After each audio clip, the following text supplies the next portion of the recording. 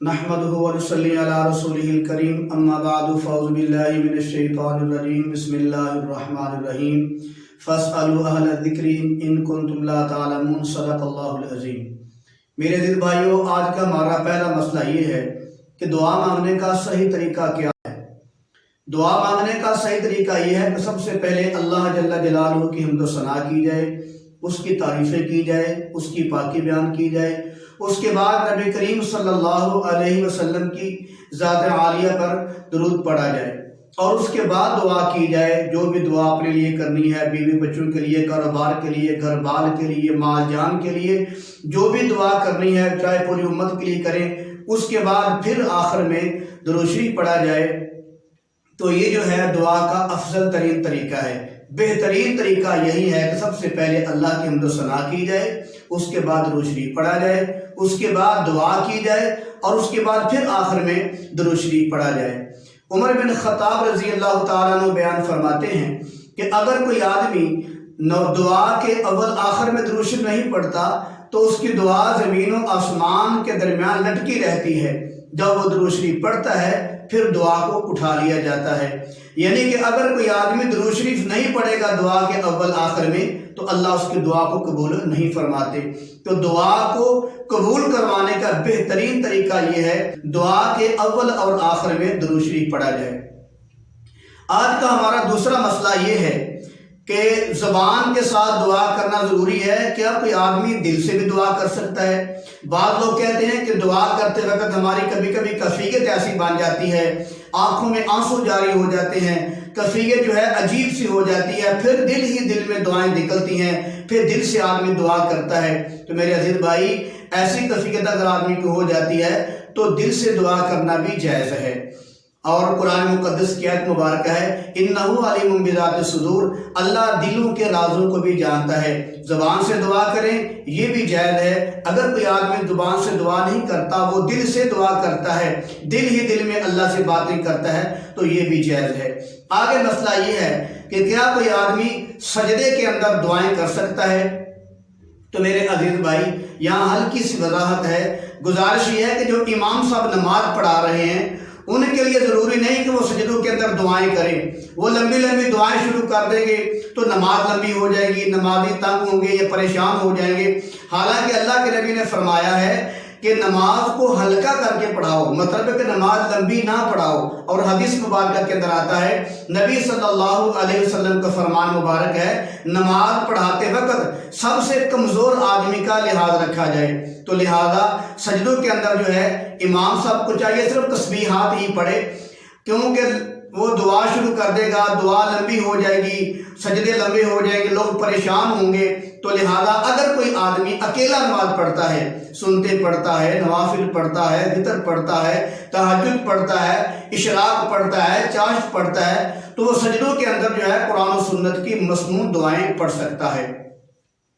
آگے مسئلہ یہ ہے کہ نماز کے بعد مقتدی صاحب جو ہیں، جب امام صاحب نے سلام پھیرا تو کیا کوئی مقتدی اکیلا دعا مانگ کے جا سکتا ہے؟ تو میرے عزیز بھائی، جب امام صاحب نے سلام پھیرا، ان کے سلام پھیرنے کے بعد اگر کوئی مقتدی اپنی الگ دعا مانگ کر جانا چاہتا ہے تو اس کے لیے جانا جائز ہے۔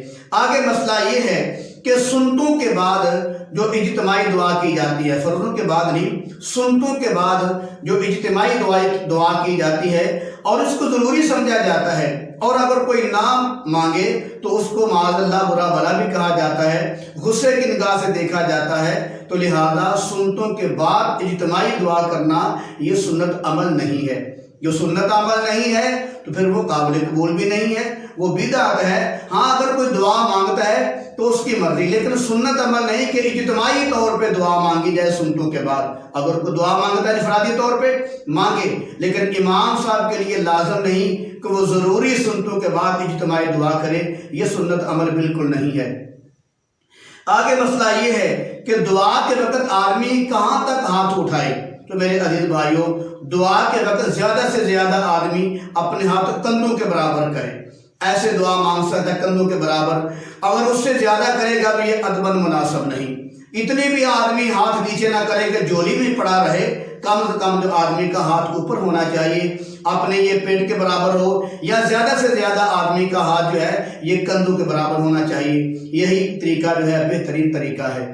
آگے مسئلہ یہ ہے کہ فرض نماز کے بعد دعا مانگنا کیسا ہے۔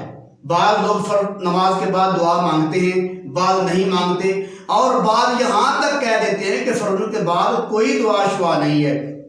میرے عزیز بھائیوں، نبی کریم صلی اللہ علیہ وسلم کا فرمان مبارک ہے، ایک آدمی نے نبی صلی اللہ علیہ وسلم سے پوچھا کہ دعا جو ہے یہ کون سی کس وقت کی دعا قبول ہوتی ہے؟ تو اس پر اللہ کے حبیب صلی اللہ علیہ وسلم نے فرمایا کہ 2 وقتوں کی دعا بڑی اہم ہوتی ہے، اللہ ان کو بہت ہی قبول کرتا ہے۔ وہ ایک وقت تہجد کا ہے اور ایک وقت ہے فرض نماز کے بعد۔ تو حدیث پاک کے اندر آ گیا، اللہ کے حبیب نے فرمایا کہ فرض نماز کے بعد کی دعا کو اللہ قبول فرماتے ہیں۔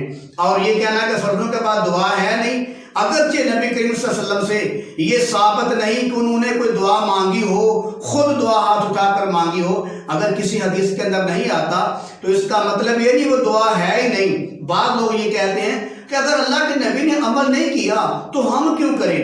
تو میں ان دوستوں سے گزارش کرنا چاہتا ہوں کہ اگر آپ کا یہی موقف ہے کہ جو عمل اللہ کے نبی نے نہیں کیا وہ آپ نہیں کرو گے، پھر تو اللہ کے نبی نے اذان بھی نہیں پڑھی، تو پھر آپ اس کے جواب میں کیا کہو گے؟ یہی کہو گے نا، اگر پڑھی نہیں تو پڑھنے کا حکم تو دیا ہے نا۔ تو ہم بھی یہ کہتے ہیں اگر اللہ کے پیغمبر نے فرضوں کے بعد خود دعا نہیں مانگی، کوئی حدیث پاک کے اندر وضاحت نہیں آئی، لیکن مانگنے کا حکم تو دیا ہے نا، حکم دیا ہے کہ فرض نماز کے بعد دعا مانگا کرو، اور فرض نماز کے بعد دعا قبول ہوتی ہے۔ حکم یہ دیا ہے کہ فرض نماز کے بعد دعا قبول ہوتی ہے۔ نبی کریم صلی اللہ علیہ وسلم نے فرمایا کہ دعا مانگنے کے بعد اپنے ہاتھوں کو منہ پر پھیر لیا کرو۔ تو میرے عزیز بھائی، اگر کوئی ہاتھ لمکائے رکھے، دعا مانگے نہ، تو وہ منہ پر ہاتھ کیا پھیرے گا؟ منہ پر تو ہاتھ وہی پھیرے گا نا جو اپنے ہاتھوں کو دعا کے لیے اٹھائے گا۔ لہذا ہاتھوں کو دعا کے لیے اٹھانا یہ اللہ کے نبی کی حدیث سے ثابت ہے، اور دعا کے بعد ہاتھوں کو اپنے منہ کے اوپر مال لینا یہ بھی حدیث مبارکہ سے ثابت ہے، اور اللہ کے نبی کی حدیث مبارکہ ہے کہ فرضوں کے بعد جو دعا کی جاتی ہے اللہ اس کو قبول فرماتے ہیں۔ اور ایک حدیث مبارکہ کے اندر آتا ہے یہ دعا جو ہے یہ مومن کا ہتھیار ہے۔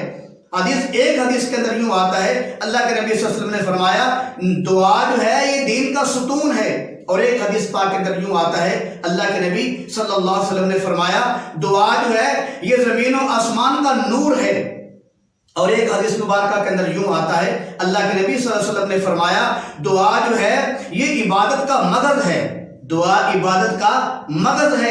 ایک اور حدیث مبارکہ کے اندر آتا ہے، اللہ کے حبیب صلی اللہ علیہ وسلم نے فرمایا دعا عین عبادت ہے۔ ایک اور حدیث مبارکہ کے اندر آتا ہے، نبی کریم صلی اللہ علیہ وسلم نے فرمایا دعا جو ہے یہ رحمت کی کنجی ہے، جیسے وضو جو ہے یہ نماز کی کنجی ہے اور نماز جنت کی کنجی ہے، ایسے ہی اللہ کے حبیب صلی اللہ علیہ وسلم نے فرمایا یہ دعا جو ہے یہ رحمت کی کنجی ہے۔ وما علینا الا البلاغ